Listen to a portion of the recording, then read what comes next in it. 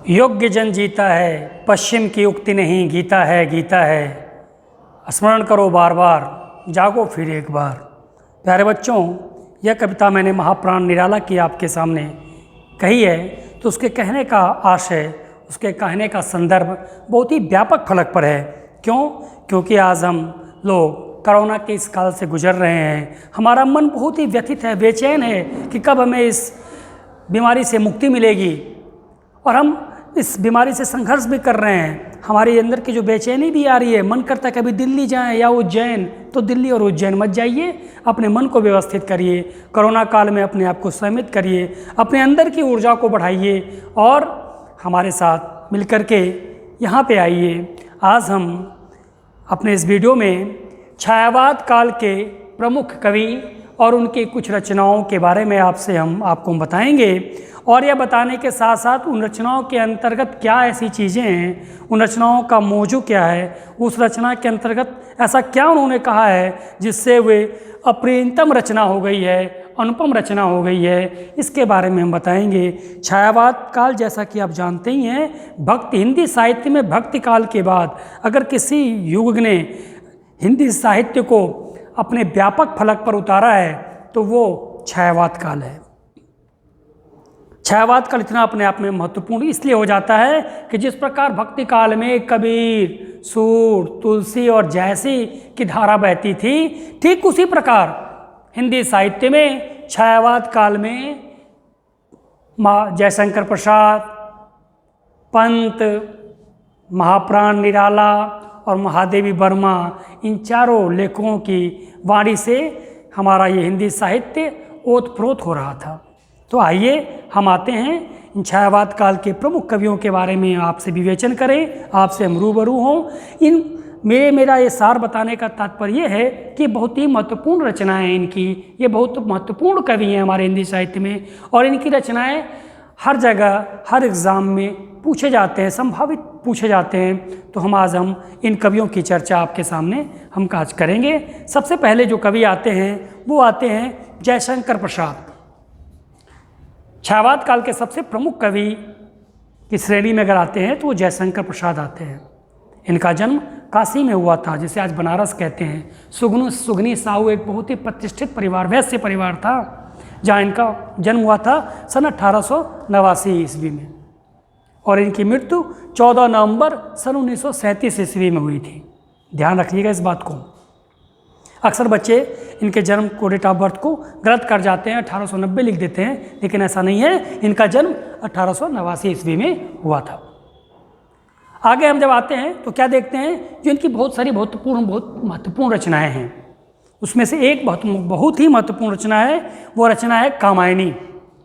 15 सर्गों में विभाजित यह रचना सन 1936 ईस्वी में प्रकाशित होती है, और इसका फलक इतना व्यापक है कि यह ऐसा माना जाता है कि छायावाद काल की जो सर्वश्रेष्ठ कृति है वो कामायनी मानी जाती है, जिसमें मानव की बुद्धि, हृदय का संघर्ष दिखाई पड़ता है, और उसके माध्यम से यह पूरा का पूरा काव्य चलता है।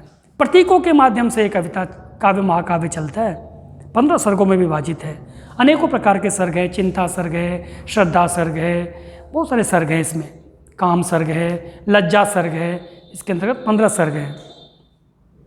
तो कामायनी इनकी बहुत ही महत्वपूर्ण रचना है, महाकाव्य है। हम आंसू एक आता है इनका, एक काव्य है, सन 1925 की इनकी रचना है। 133 छंदों में इसके अंतर्गत है। ये कभी कभी एग्जामों में पूछा जाता है कि आंसू कैसा, तो आंसू एक तरह का जो है 1935 में रचना है इनकी। 1925 में 133 छंदों की रचना है इनकी। उसके बाद आता है जो है झरना, और झरना क्या है, झरना जो है 1918 में इनकी रचना है, और ये रचना, इस झरना के अंतर्गत ही इनकी पहली रचना प्रथम प्रभात झरना में ही प्रकाशित हुई थी। जयशंकर प्रसाद की जो प्रथम रचना है प्रथम प्रभात, झरना में 1918 में प्रकाशित हुई थी। प्यारे बच्चों, यही नहीं, हिंदी साहित्य में जहाँ मुंशी प्रेमचंद जी को उपन्यास सम्राट कहते हैं, वहीं जयशंकर प्रसाद को नाटकों का भी सम्राट कहा जाता है। अनेकों प्रकार के नाटक उन्होंने लिखे हैं। राजसी हो गया, एक घूंट हो गया, चंद्रगुप्त हो गया, स्कंदगुप्त हो गया, ध्रुव स्वामिनी हो गई, ये इनके बहुत ही महत्वपूर्ण नाटक हैं। अजातशत्रु हो गया, जन्मेजय का नागयज्ञ हो गया, बहुत ही महत्वपूर्ण नाटक है इनकी। और यही नहीं बच्चों, ध्रुव स्वामिनी में तो नारी के अस्तित्व की जो लड़ाई है, नारी का उच्च स्तर किस प्रकार समाज में हो सकता है, उसकी एक बहुत ही जीवंत उदाहरण ध्रुव स्वामिनी है। आज के हम दौर में जहाँ नारी की ऊर्जा को हम आगे बढ़ाने का प्रयास करते हैं, व्यापक फलक पे लाने का प्रयास करते हैं, उस दौर में भी हमारे जयशंकर प्रसाद जी ने ध्रुव स्वामिनी में नारी के अस्तित्व को स्वीकारा था, उसको ऊपर के फलक पर लाने का प्रयास किया था। यही नहीं बच्चों, कंकाल, तितली, इरावती इनकी अपूर्ण रचना है। इरावती इनकी पूछा जाता है कभी कभी, इरावती क्या है, तो इरावती इनकी अपूर्ण रचना है। ये 2 आपके उपन्यास हैं। प्यारे बच्चों, इन्हें मंगला प्रसाद पारितोषिक पुरस्कार भी प्राप्त हुआ था। हिंदी गद्य साहित्य में छायावाद काल के जो प्रमुख कवियों में से जो प्रमुख कवि हमारे जयशंकर प्रसाद ही माने जाते हैं। ब्रह्मा विष्णु महेश की जो परिकल्पना की गई है छायावाद काल में, तो ब्रह्मा विष्णु महेश यही कवि माने जाते हैं। अब हम देखते हैं दूसरे हमारे जो कवि हैं वो सूर्यकांत त्रिपाठी, दूसरे हमारे कवि हैं एस.एन. पंत, सुमित्रानंदन पंत। अब सुमित्रानंदन पंत जो हैं, इनका जन्म अल्मोड़ा में कौसानी में हुआ था। प्रकृति के सुकुमार कवि माने जाते हैं सुमित्रानंदन पंत। अगर हमारे हिंदी साहित्य में किसी को अगर प्रकृति का प्रेमी कवि कहा जाता है तो वो हमारे सुमित्रानंदन पंत को कहा जाता है, जिनका जन्म 1900 में हुआ था। कहाँ पे? अल्मोड़ा जिले में कौसानी में स्थान पे हुआ था, जो आज उत्तराखंड में है।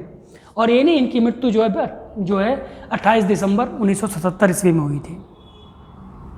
प्यारे बच्चों, इनकी भी बहुत महत्वपूर्ण रचनाएं हैं। ऐसा कहा जाता है कि पल्लव की जो भूमिका है वो छायावाद का मैनिफेस्टो है। पंत द्वारा लिखी हुई पल्लव की जो भूमिका है छायावाद का मैनिफेस्टो कहा जाता है। सन 1928 ईस्वी में लिखा गया है।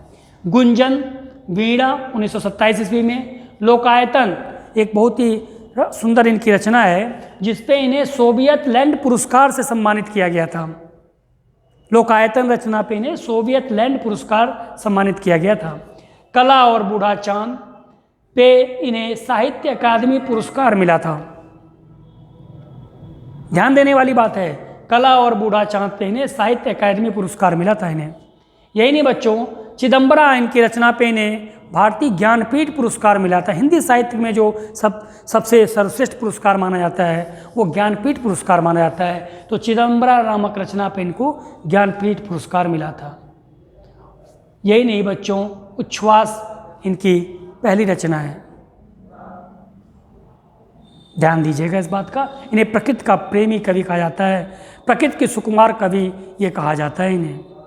प्रकृति का चित्रण किस प्रकार होना चाहिए, कितने सुंदरतम रूप में होना चाहिए, वो अगर इसकी कविता अगर आपको देखनी है तो छायावाद काल के इस कवि पंत की रचनाओं में आप देख सकते हैं।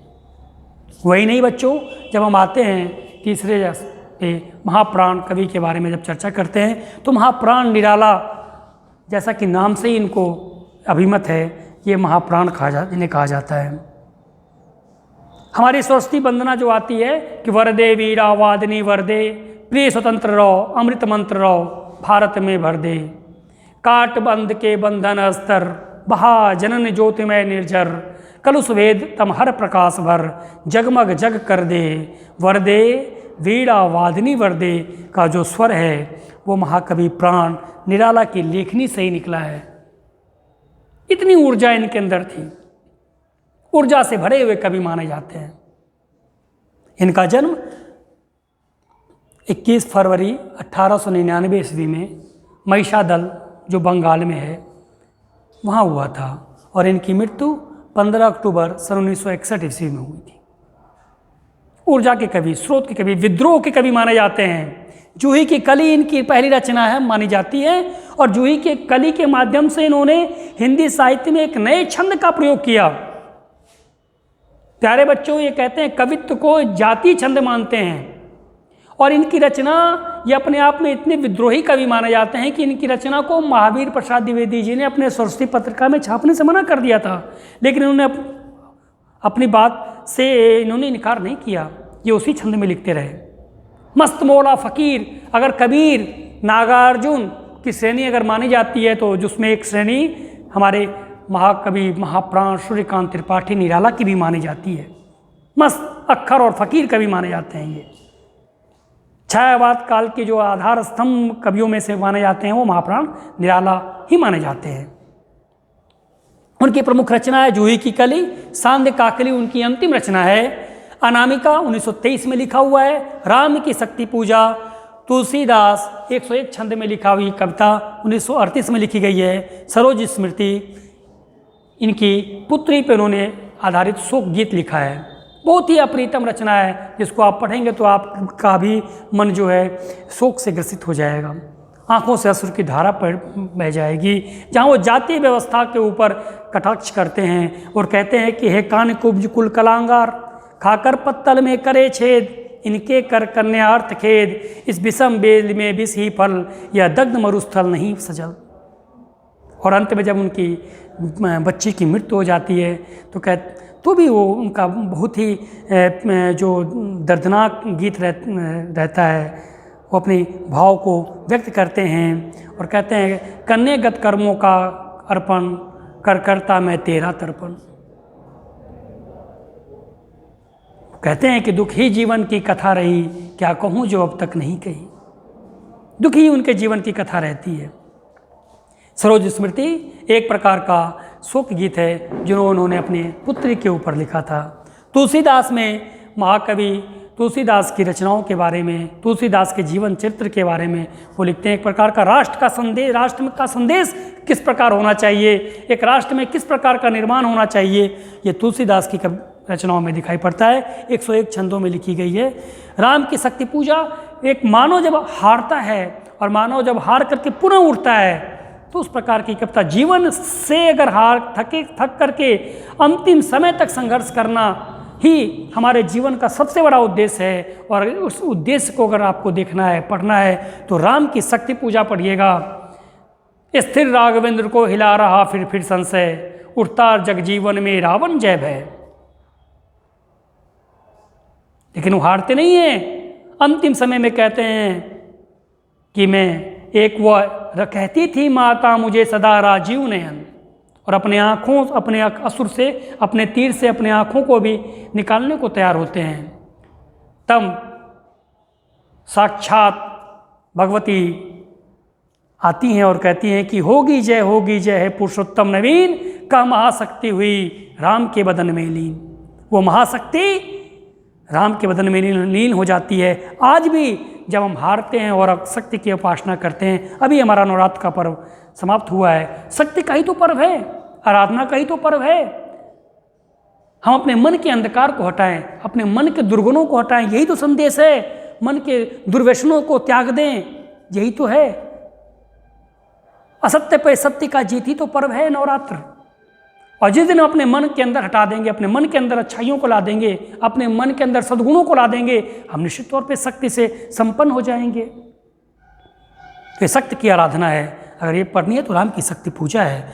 मतवाला सुधा उनके संपादक का उन्होंने कार्य किया था पत्रों के माध्यम से। यही नहीं बच्चों, भारतीय वंदना जागो फिर एक बार, छत्रपति शिवाजी का पत्र उनके राष्ट्र के प्रेम से ओतप्रोत कविता है। पंत्रोतित जीवन का भी सांध्य काकली आपको बता ही दिया है बेटा मैंने कि उनकी ये सांध्य काकली उनकी अंतिम रचना है। वो कहते हैं कि योग्य जन जीता है, पश्चिम की उक्ति नहीं, गीता है, स्मरण करो बार बार, जागो फिर एक बार। जीवन हमेशा जागने की प्रक्रिया होती है।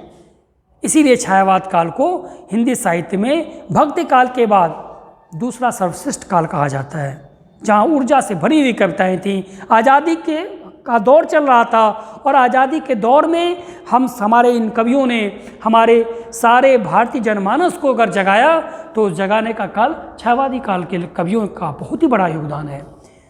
यही नहीं बच्चों, हम जब आते हैं देखते हैं महादेवी वर्मा के बारे में, तो महादेवी वर्मा भी छायावादी काल की बहुत ही महत्वपूर्ण कवित्री हैं। उनका जन्म 1907 ईस्वी में फर्रुखाबाद में हुआ था।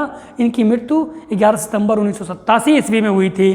प्यारे बच्चों, निहार 1930 में, रश्मि 1932 में, नीरजा 1935 में, शांतिगीत 1936 में इनकी रचना है। यामा इनकी रचना बहुत ही सुंदर रचना है, 1940 में लिखित है और इसी पे इनको ज्ञानपीठ पुरस्कार मिला था। यही नहीं बच्चों, दीप शिखा इनकी रचना है। हिंदी साहित्य में इन्हें वीणा पाणी की उपाधि दी जाती है, आधुनिक मीरा की उपाधि दी जाती है। प्यारे बच्चों, ये हिंदी साहित्य का भारतीय छायावाद काल बहुत ही महत्वपूर्ण काल माना जाता है और एग्जामों में ही पूछा जाता है और इनकी रचनाओं के बारे में पूछा जाता है, इनके जन्म के बारे में पूछा जाता है कि इनकी महत्वपूर्ण रचनाएं कौन कौन सी हैं, उसके बारे में पूछा जाता है। तो आज मैंने एक छोटा सा वीडियो बना करके आपको ये बताने का प्रयास किया है। अगली बार हम जब किसी दूसरे वीडियो में मिलेंगे तो किसी और कवियों के बारे में, किसी और लेखकों के बारे में आपसे हम रूबरू होंगे। तब तक